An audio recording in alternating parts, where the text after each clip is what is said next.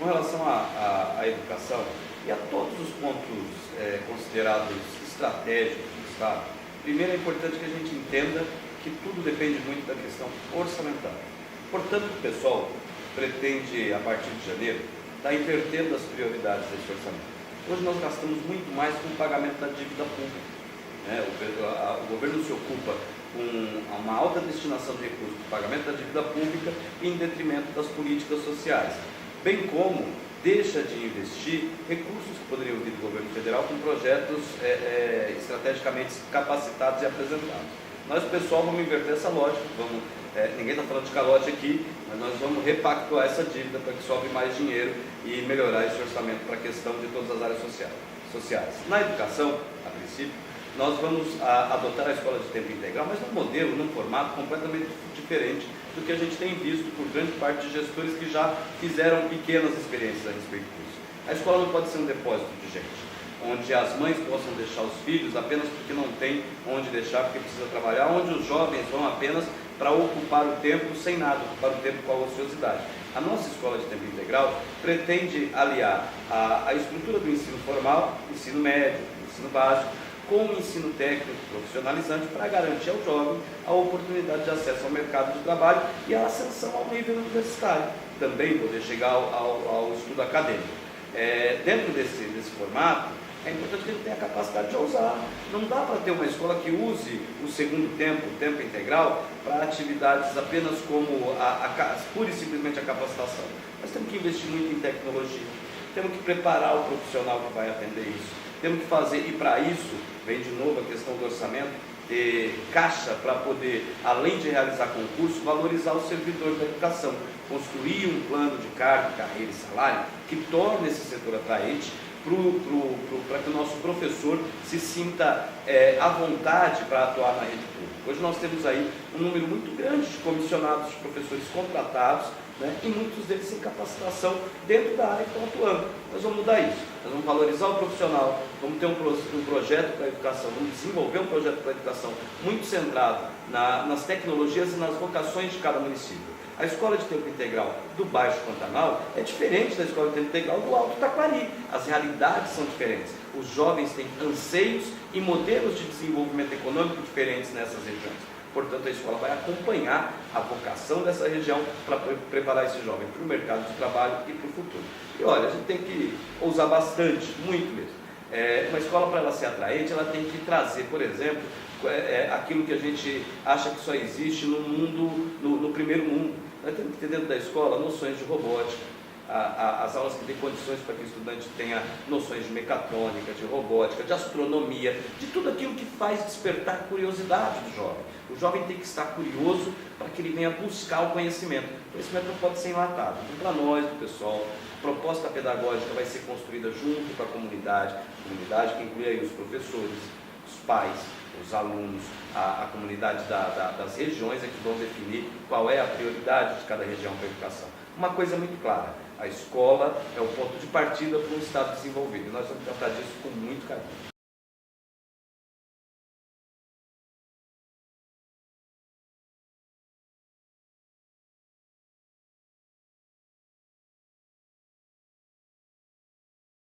Em que pese existir uma responsabilidade do município com relação à educação fundamental, às séries iniciais, o Estado ele não pode se omitir da sua função de cuidar de todos os cidadãos, inclusive desses. Portanto, nós entendemos que o governo do Estado, ele é capaz, tem saúde financeira para isso, se for bem gestado, se for bem gerido, tem saúde financeira suficiente, tem orçamento suficiente para melhorar a condição das escolas também municipais e avançar em parcerias com as prefeituras. Isso não acontece hoje por uma questão meramente política, não é por nenhuma limitação técnica.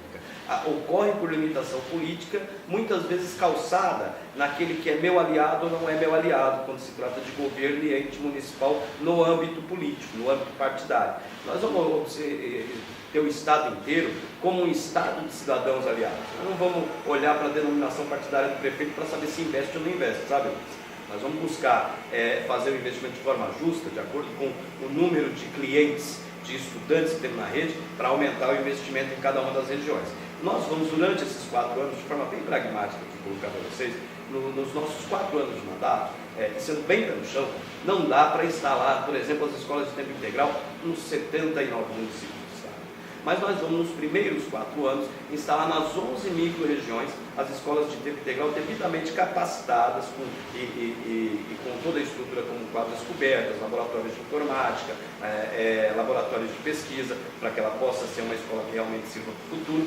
E essas escolas, inclusive, têm que ter a parceria com a Prefeitura Municipal. Mesmo sendo uma escola estadual, há que ter uma parceria com os prefeitos, com as secretarias municipais de educação, para que ela atenda a demanda daquela região. Senão fica uma ação padronizada, que o Estado faz, para aplicar no Estado inteiro sem respeitar a situação local. Nós vamos destinar mais recursos para a educação, para que possamos atender o município ainda melhor. Eu sei que muita gente nesse período está ouvindo as promessas de 4 anos atrás, mas ninguém teve a ousadia de dizer que nós vamos tirar dinheiro da Casa dos Deputados. Hoje em dia, a LDO de 2014, ela prevê 2,7% do orçamento para a Assembleia Legislativa e 1,5% do orçamento para o EMES. Esse é o retrato claro da falta de compromisso com a educação. Dá-se muito menos para a Casa dos Estudantes e dos Pesquisadores, para dar muito mais para a Casa dos Deputados, onde nós temos 24 mandatos, em detrimento de milhares de estudantes. Nós vamos mudar isso. Isso não quer dizer que a Assembleia vai viver a míngua, ela vai ter o seu recurso, mas um recurso dentro do que é justo, para a gente poder investir mais em educação e melhorar a educação do município.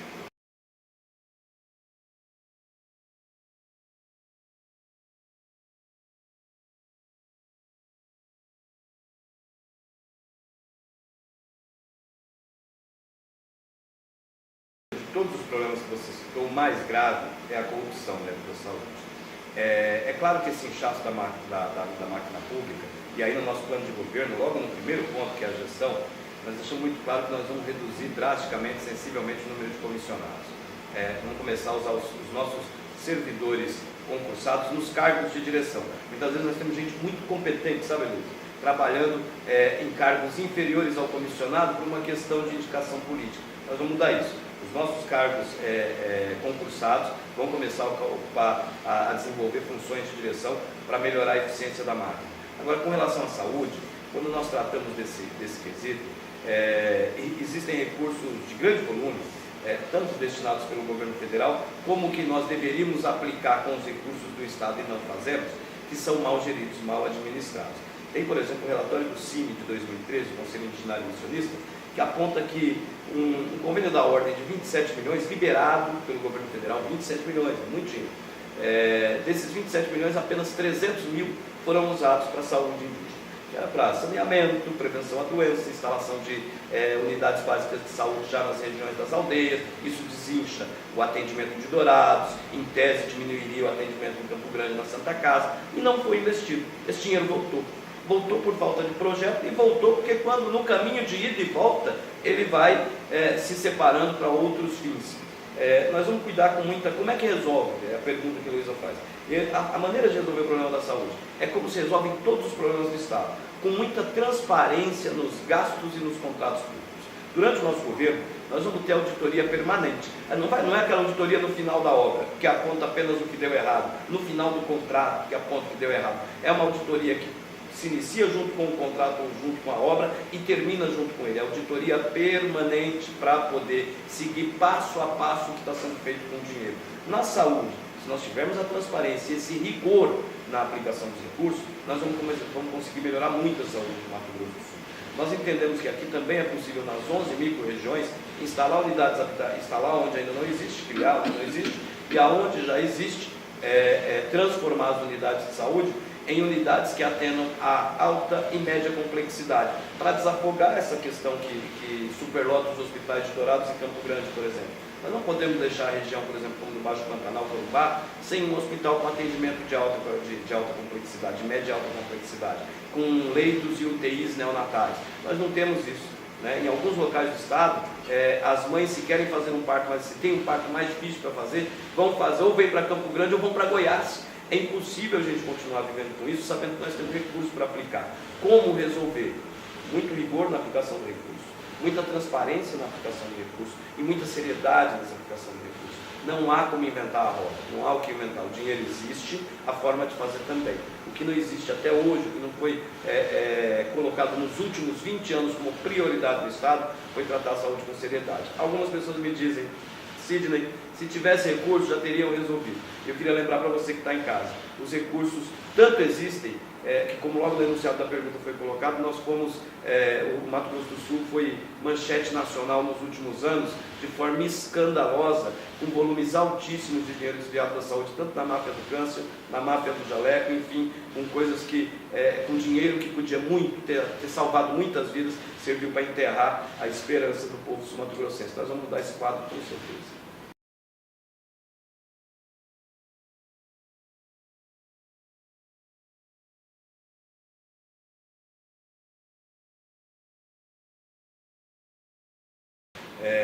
Com relação à fronteira, nós temos visto, isso é importante que o eleitor veja, observe, todos os governantes que por aqui passaram disseram que gozavam de boa relação com o Executivo Federal e com a bancada federal do Estado. No entanto, nessa questão da segurança de fronteira, nós temos visto uma atuação cada vez menor da Polícia Federal, que é prerrogativa do governo federal, e o sucateamento do DOF, do Departamento de Operações de Fronteira. Isso por falta de investimento, não é falta de recursos, não. Tem que investir mais. Mais uma vez, voltamos lá na ponta do orçamento. De divergir do orçamento colocado, da forma como se aplica ele. Nós vamos inverter essa lógica perversa de pagar banqueiro e deixar as políticas necessárias de lado. Vamos investir mais em segurança, a partir do momento que a gente também repactua essa dívida pública. Para as fronteiras, tem no plano de governo do pessoal, nós vamos instalar ao longo da fronteira bases avançadas de policiamento, com capacidade e tecnologia para rastreamento de veículos e carga, identificação de pessoas. Agora, isso é máquina, é muito fácil arrumar. O mais difícil é o material humano. E para isso tem que se fazer também um plano de carga, carreira e salário para esse setor, que torne o setor também atraente para o servidor. A gente tem que fazer o servidor da segurança estar seguro primeiro. Ele precisa ter curso de qualificação de não apenas como atende a população, mas de como se protege, de como preserva a sua vida na defesa do nosso maior patrimônio, que é o nosso povo. Então, realizar concurso para trazer mais agentes. Além da realização de concurso, cursos de qualificação visando, em primeiro lugar, o bem-estar do servidor da segurança, para que ele também se sinta seguro no desempenho da sua função, que é uma função de alto risco. Além disso, ter a capacidade de avançar no debate da desmilitarização da polícia. Quando a gente fala disso, é um debate que o pessoal faz nacionalmente, as pessoas acham que nós estamos dizendo que é necessário desarmar a polícia. Desmilitarizar não é desarmar, muito pelo contrário, é armar com eficiência. Existe aqui no Estado já uma cultura de fazer propaganda do setor da segurança, fazendo desfile de viaturas de 4 em 4 anos, desfile de armas de 4 em 4 anos. Mas valorização do servidor não existe mais. Ele não tem direito à manifestação, de dizer que está errado, de querer exigir melhor condição de trabalho, de denunciar que não está tendo condição de trabalhar, que é o que está inclusive denunciado na nossa questão. Ele não tem essa autonomia. Nós vamos fazer esse debate, vamos fortalecer as entidades associativas dos servidores da segurança, para que eles possam sim, junto com o governo, apresentar suas propostas, suas demandas, suas reivindicações e suas críticas. Um governo que não é capaz de ouvir crítica, não é capaz de atender a população de forma ampla. Nós temos que ter essa capacidade de ouvir a crítica para melhorar. E isso, inclusive, com relação à educação. Com relação à autonomia, eu acho que a gente já citou aqui, garantindo para eles a condição de negociação com o próprio governo. Como melhorar o número de policiais nos centros urbanos? Não há mágica, não se inventa a roda de novo. É mais uma vez fazer com que o servidor se sinta atraído por esse setor. Nós precisamos melhorar salário, nós precisamos melhorar condições de trabalho. O policial não pode ter uma viatura parada por falta de gasolina ou por falta de pneu e ser cobrado da sociedade pelo crime que acontece. Ele tem que ter condição de se antever ao crime.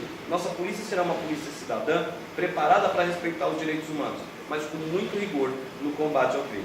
E isso nós vamos fazer de mãos dadas com a população e com os trabalhadores do setor.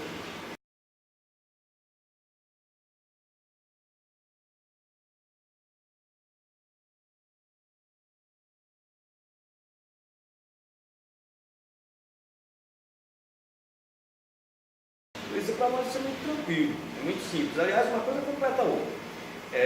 Nenhum Estado vai ser desenvolvido economicamente quando o seu povo passa necessidades, quando não tem educação de qualidade, saúde de qualidade, transporte de qualidade, estradas de qualidade, quando não tem qualidade de vida, não há desenvolvimento do Estado. Então as políticas de cunho social, elas têm que vir, inclusive, para tirar as pessoas da condição de vulnerabilidade e colocá-las na condição de agentes produtivos dentro da sociedade. Esse agente produtivo, trabalhador, trabalhadora, ele consome. Quando ele consome, ele gera mais recursos para o próprio Estado. Uma coisa é bem aliada à outra. Nós entendemos que para desenvolver o Estado, primeiro, tem que parar com esse apadrinhamento regional. Ora, vamos desenvolver só Três Lagoas, porque Três Lagoas se transforma num polo industrial e o restante do Estado fica lá na lanterninha desse desenvolvimento, porque não é apadrinhado como foi o município da vice-governadora dessa gestão atual. Nós temos que começar a trabalhar as potencialidades de cada região e fazer com que essa potencialidade se transforme em emprego e atraia indústria. Agora, como é que a gente atrai indústria para o Estado que não tem mão de obra qualificada? E não tem mão de obra qualificada porque nosso jovem tem ido para uma educação que é muito festejada, mas que não resolve, né? E aquele que se forma, aquele que consegue ascender academicamente nos estudos, ele sai de Mato Grosso do Sul para ir buscar a oportunidade do melhor salário lá fora. Nós temos que mudar isso, inverter isso. Para inverter isso é qualificar a mão de obra do jovem desde o princípio, com aquele debate da escola de tempo integral, aliando o curso técnico. Se tem mão de obra qualificada, você atrai a indústria. Não se trata de dar isenção fiscal apenas para indústrias.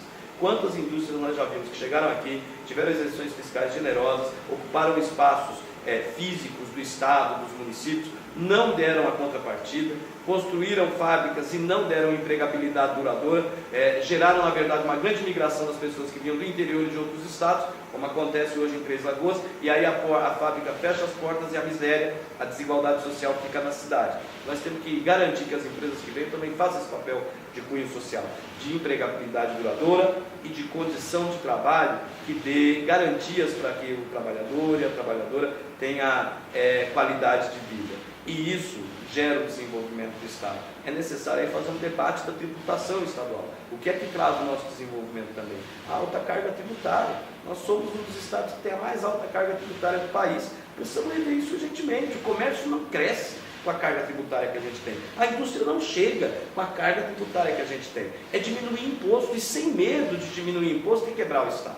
O Estado não quebra com a diminuição do imposto. Sabe por quê? Trabalhador, trabalhadora, estudante, jovem. Sabe por que eu quero? Porque à medida que você diminui o imposto, mais gente consome. E quanto mais pessoas consomem, aos poucos, de grão em grão, vamos dizer assim, vai se arrecadando mais. Maior consumo, maior arrecadação, com menor imposto. Isso gera desenvolvimento, igualdade social, empregabilidade duradoura, e é aquilo que a gente busca. Ter um Estado onde seja possível aliar as políticas de assistência social, as políticas sociais com o desenvolvimento. Isso é muito possível, só não foi feito até agora por falta de vontade política.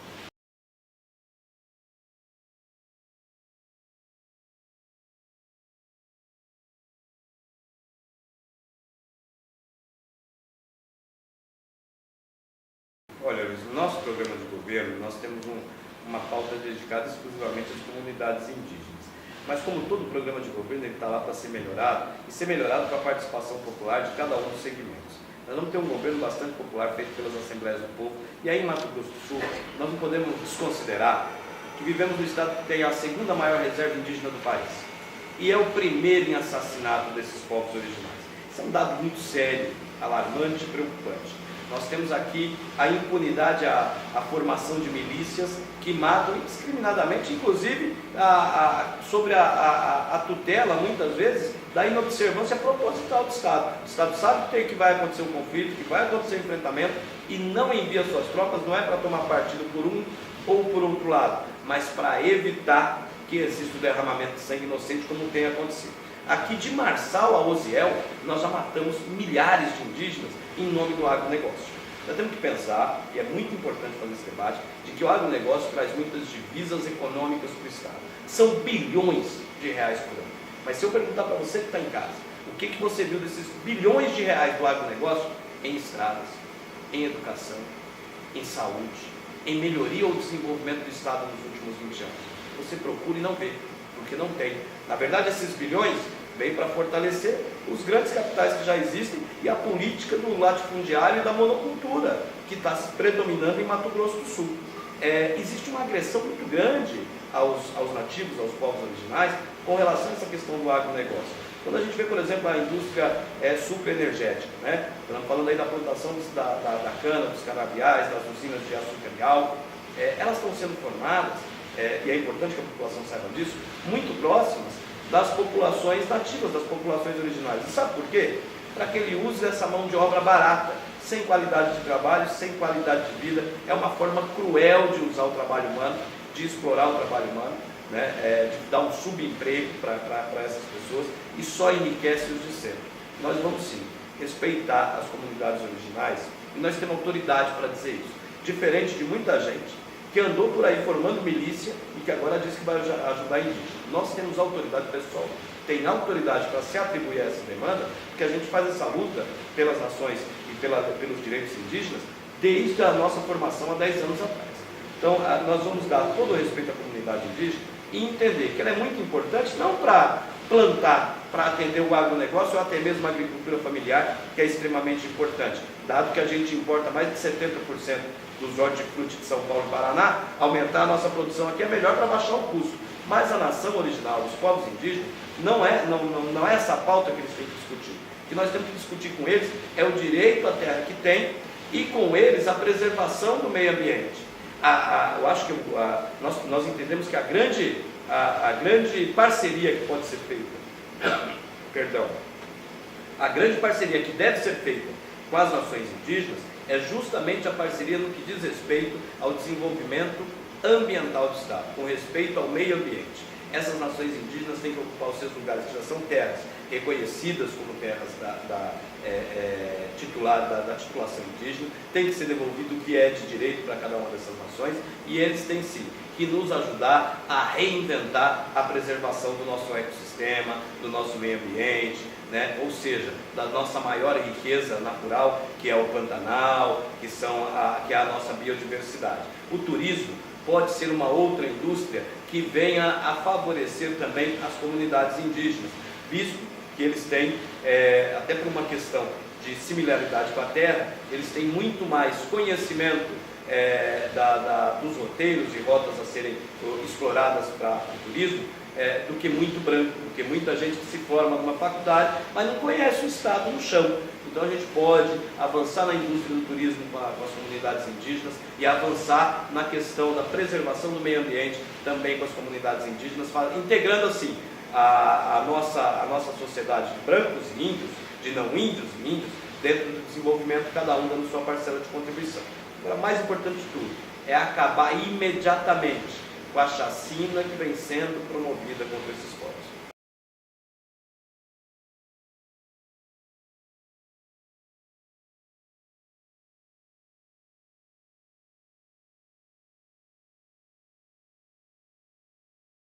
Primeiro nós precisamos entender o seguinte: as ferrovias que por aqui passam, elas foram criminosamente privatizadas. E isso é muito sério. É um setor estratégico que responde para a logística e para o transporte de carga, de passageiro, enfim, para o desenvolvimento do Estado. Essa privatização, essa venda dessa máquina, nos prejudicou muito, porque as empresas que hoje operam essas ferrovias não dão a devida manutenção, tornam essas ferrovias ineficazes, acabam não cumprindo seu papel social, que seria do desenvolvimento tanto para escoamento de safra como para transporte de pessoas e para o turismo, para alavancar o turismo, não é usado para isso. E nós ficamos, de certa forma, de mãos ao Estado, de mãos amarradas, porque não é de sua gestão, de sua autonomia. Mas há instrumentos legais que não são usados pelo Estado e pelo governo federal, para fazer com que essas empresas cumpram o seu papel social. No governo pessoal, aqui em Mato Grosso do Sul, nós vamos atuar muito forte junto ao governo federal, com a bancada federal, dentro de uma boa relação, e uma relação republicana, não esse tomar lá da cá que a gente vê por aí, mas uma relação republicana, para fazer com que essas empresas cumpram o seu papel de ajudar no desenvolvimento. É evidente que o Estado necessitará, em alguns momentos, de entrar com contrapartida econômica. E aí vem a questão de, mais uma vez, avaliar o orçamento. Isso não é gasto, é investimento. Investir, por exemplo, na estrutura dos portos, né? O Porto de Corumbá, o Porto de Murtinho, e interligar essas ferrovias para que a gente possa estar fazendo o transporte de cargas com mais produtividade e mais lucro e trazendo mais divisas para o Estado, é importante. Nós precisamos usar essas alternativas para criar novas rotas de comércio, novas rotas de escoamento de safra. Uma outra questão muito importante, saindo um pouquinho do que está sendo perguntado da ferrovia, mas com muito a ver, é o estudo da rota bioceânica, que Mato Grosso do Sul tem esse privilégio de poder fazer, né? Da gente construir, abrir esses caminhos da rota bioceânica e abrir um comércio com outros países, inclusive, de forma a fazer com que nós nos tornemos um Estado, além de produtor in natura, também produtor de bens de consumo industrializados, para poder estar exportando isso e estar gerando divisa para o Estado. E para isso tem que ter, mais uma vez, a ferrovia funcionando a pleno vapor, literalmente falando. Nós vamos fazer, e já tem isso no nosso plano de governo, inclusive, além do debate com os poderes, o investimento do próprio Estado. O Estado também vai passar a investir nisso o suficiente para garantir que os portos funcionem e que as ferrovias tenham condição de trafegabilidade. Não adianta a gente ter o ferro parado no meio do nosso Estado sem condição de trafegar. Não fazer com que ele funcione e atenda a necessidade de escoamento de safra, transporte de pessoas e de impulsionamento do turismo também.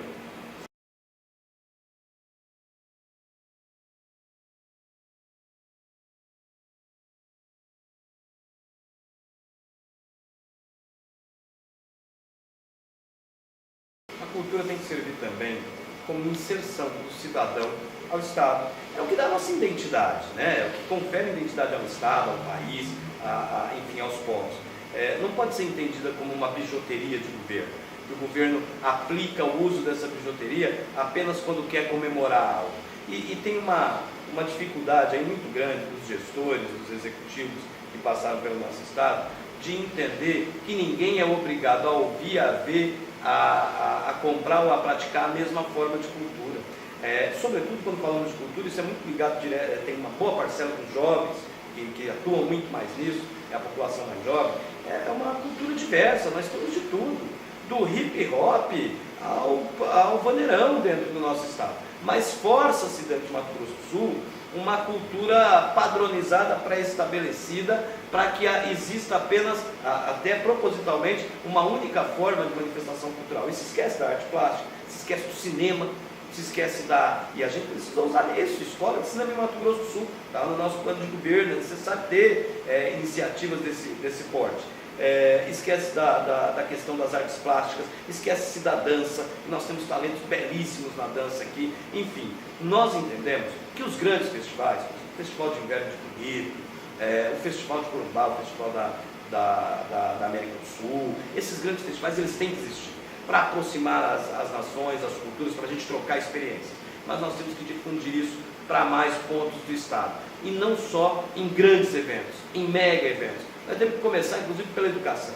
A educação tem que ter uma viés mais forte dentro da cultura. Profissionais especializados em tratar disso. A cultura, a arte, ela atrai o jovem para dentro dos espaços. Nós temos um alto índice de evasão escolar, sobretudo no ensino médio, porque o jovem procura algo que se pareça com ele dentro da escola, ele não encontra. E a gente tem que começar a usar essas ferramentas da arte, da cultura, já desde a escola até as universidades. E aí dentro das universidades vem a questão do investimento da autonomia da UEMS. Precisamos dar gás para que o UEMS tenha a condição de promover os bons e velhos festivais e possa fazer com que isso circule no estado inteiro. Precisamos fazer com que os municípios tenham apoio do Estado para a realização de atividades de formação cultural, não apenas de apresentação cultural. É claro, todos nós queremos ver o artista nacional, nosso artista predileto, pisando em território sul-mato-grossense, mas nós sabemos que temos grandes talentos aqui que estão esperando uma oportunidade de estudar, de se apresentar, de mostrar o que faz, e isso a gente quer proporcionar.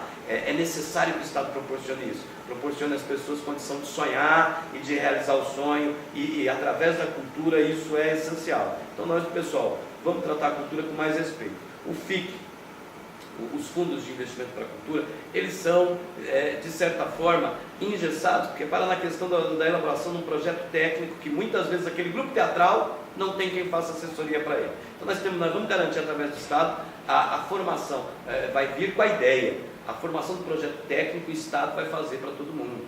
Nós vamos começar a ter mais imparcialidade na escolha desses projetos que são selecionados. Porque se você observar nos últimos anos, são sempre os mesmos que ganham. Ninguém está dizendo aqui que não mereciam ganhar. Nós estamos dizendo que precisa ter rotatividade, que mais gente precisa ter oportunidade de apresentar o trabalho. Então essas bancas que selecionam os projetos não podem ser bancas que tenham relações ou atuação dentro da cultura local. A gente precisa trazer gente de fora para analisar isso também. Essa parceria, nós vamos fazer esse cuidado com os fundos de investimento, nós vamos tocar e vamos fazer Mato Grosso do Sul revelar talentos em várias áreas da cultura, em várias áreas, mas dando a oportunidade para o povo se expressar através da cultura, não o governo. Muitas vezes é o governo que quer se expressar, ele traz o artista para ele se expressar, hora para pedir voto, hora para tentar esconder algo que deu errado, então ele traz o artista. A gente quer que o povo se expresse através da cultura com a sua própria arte. Isso vai acontecer com o governo pessoal.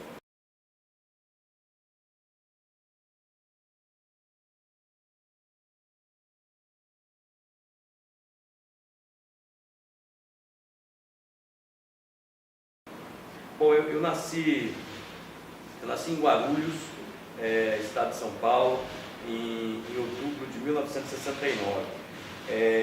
Quando se trata, tenho hoje 45 anos, sou casado, pai de 4 filhos belíssimos, todo pai acha, né? Também. Pai de 4 filhos maravilhosos, tenho uma família que me ajuda nessa caminhada. Meu início na militância política foi muito cedo. Eu me lembro de ser arrastado pelo meu pai ainda, criança, 7, 8 anos, para os comícios das diretas. Meu pai sempre militou muito duramente também no movimento de esquerda do país, e eu vi muitas vezes ele sair, às vezes não chegar, a gente tem que esperá-lo por vários dias, enfim. Eu comecei a militar na política dentro de casa. Meu pai me passou muito desses valores. Depois, aos 14 anos, já trabalhando, comecei a trabalhar aos 12, aos 14, com carteira assinada, eu fui trabalhar dentro de um sindicato. Então, era um ambiente altamente politizado também.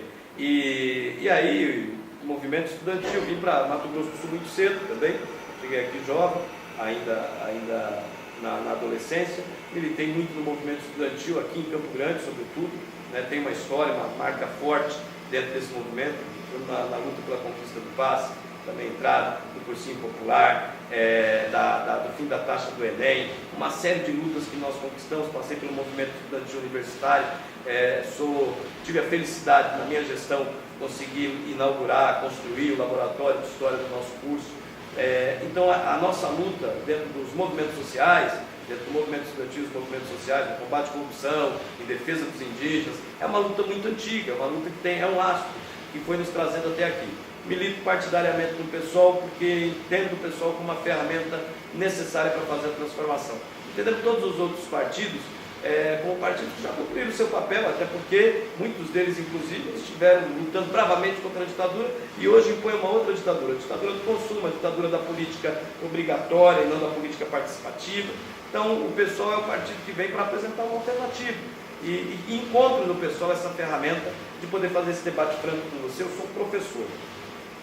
E um professor enfrentar o que a gente enfrenta numa eleição para governo, já mostra por aí o tamanho da generosidade do pessoal. Permitir que um professor, e não que um político profissional, um medalhão da política, alguém que tenha muito dinheiro, seja o candidato. Permite que um professor apresente sua proposta e defenda a candidatura do pessoal. O pessoal é um partido generoso que dá oportunidade para todos discutir a boa política. Então, a minha formação, que sempre foi com base na generosidade, desde aquele momento menor, onde meu pai me carregava pela mão, eu aprendi a generosidade com os outros que dividiam a mesma luta que ele. E até hoje a gente vem praticando essa generosidade. A generosidade da luta, a generosidade de passar o conhecimento. O pessoal me dá essa oportunidade e eu me sinto muito feliz de poder estar aqui conversando com você que está em casa, com você, Luísa, da gente falar sobre o que a gente pretende fazer com o nosso Estado. Acredito muito mesmo que é possível um Estado diferente, um jeito diferente de governar. Esse sou eu, gosto além da política, tenho outras vocações, né? Gosto muito de poesia, gosto muito de música, tenho uma veia mais para o rock and roll, entre os meus ídolos principais aí da música, são antigos, né? Eu gosto muito de Beatles, eu gosto muito de Rolling Stones, eu gosto muito de Led Zeppelin, gosto dos artistas nacionais, das bandas dos anos 80 e 90, os artistas nacionais, gosto muito, sobretudo, Engenheiros da Bahia, que acho que tem umas letras bem sacadas e tal. Gosto muito de acompanhar a evolução dessas bandas mais rock pop aqui no Brasil e rock and roll no geral. Esse sou eu e não tem muita novidade, né?